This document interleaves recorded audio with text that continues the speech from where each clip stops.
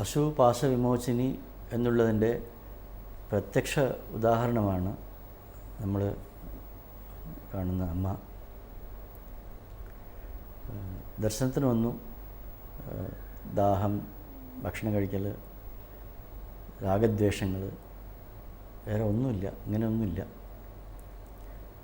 അമ്മ എല്ലാവരുടെയും അമ്മയാണ്. അമ്മയിൽ നിന്നും അന്യമായിട്ട് മറ്റൊന്നും കാണാൻ കഴിയുന്നില്ല എന്നാണ് അമ്മയുടെ കവിതയിൽ സൂചിപ്പിച്ചിരിക്കുന്നത്. ഈ പശുപാശാദി യാതൊരു ബന്ധനങ്ങളുമില്ലാതെ എല്ലാവർക്കും നന്മ ചെയ്യാൻ വേണ്ടിയാണ് അമ്മയുടെ ദർശനം. ഇതിനെ ഒരു മനോഹരമായ ഉദാഹരണം വേദാന്തത്തിൽ പറയും. ഒരു കയറുണ്ട്, ആ കയറ് കൊണ്ട് ഓരോ സാധനങ്ങളെ കെട്ടിയിടാം.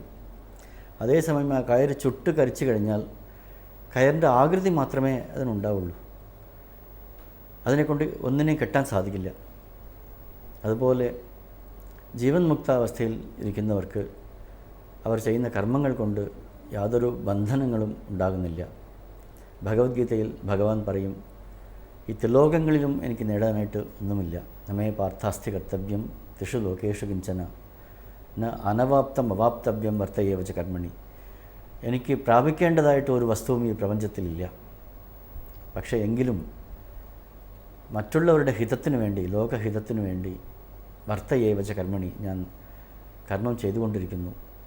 അത് മാതൃകയ്ക്ക് വേണ്ടിയും ആണ്, മറ്റുള്ളവരുടെ നന്മയ്ക്കും വേണ്ടിയും ആണ്.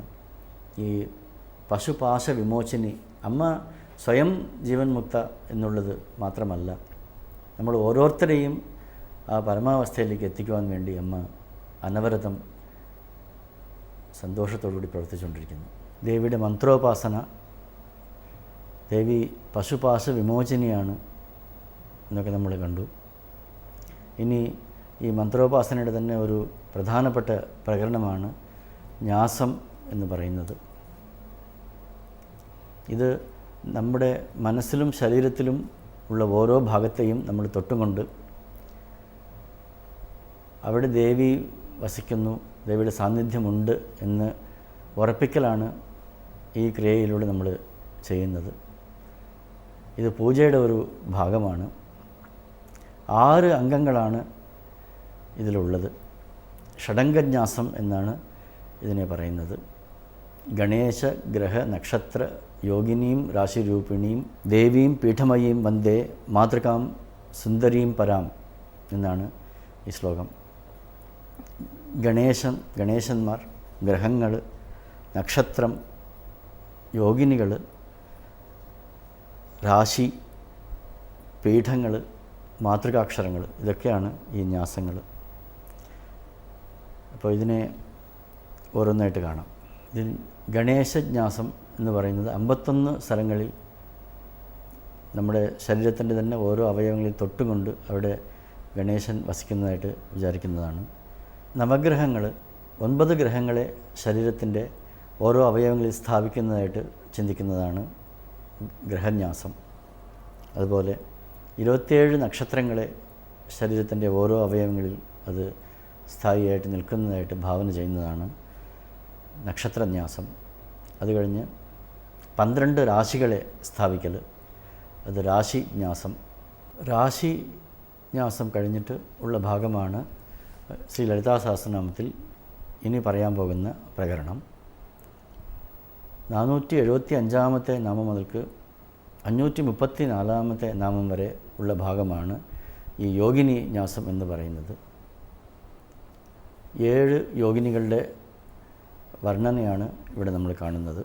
അവരുടെ പേര്, അവരുടെ ആയുധം, അവർ ഇഷ്ടപ്പെടുന്ന ഭക്ഷണം, അവരുടെ രൂപം, അവരുടെ ആധാരചക്രം, ഇതൊക്കെയാണ് ഇതിൽ വർണ്ണിക്കുന്നത്. യോഗിനി ന്യാസം എന്ന് പറയുന്ന ഭാഗമാണ് നമ്മളിപ്പോൾ കണ്ടുകൊണ്ടിരിക്കുന്നത്.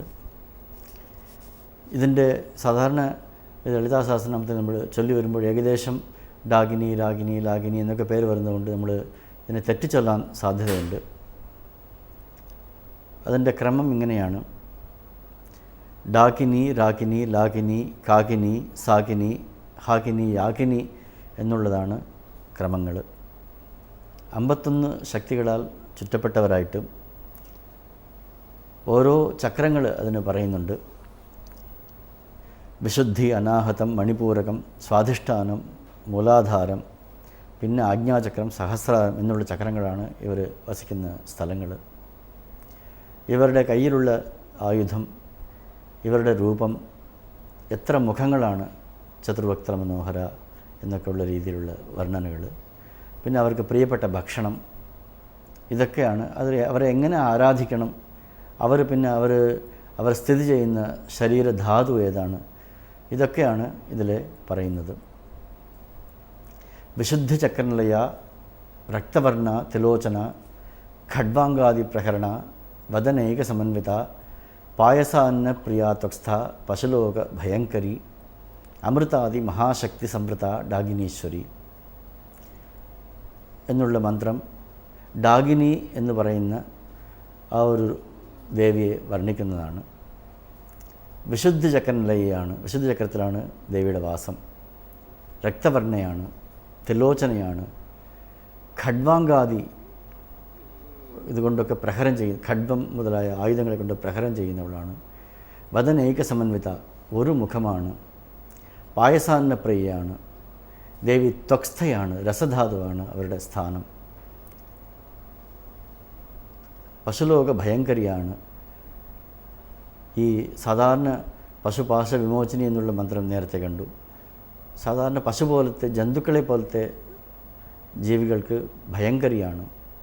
അമൃതാദി മഹാശക്തികളാൽ ചുറ്റപ്പെട്ടവളാണ്. ഡാഗിനീശ്വരി, ഡാഗിനി എന്നുള്ളതാണ് പേര്. ഇതുപോലെയാണ് ഓരോ മന്ത്രങ്ങളും ഓരോ ന്യാസദേവതകളെ വർണ്ണിക്കുന്നത്. അവരുടെ ചക്രം, അവരുടെ മുഖം, അവരുടെ ആയുധം, അവരുടെ ആധാരശക്തികൾ, ചുറ്റപ്പെട്ട ശക്തികൾ, ഇഷ്ടപ്പെട്ട ആഹാരക്രമം എന്നൊക്കെ പറഞ്ഞിട്ട് അവരുടെ പേരും പറയുന്നതാണ്.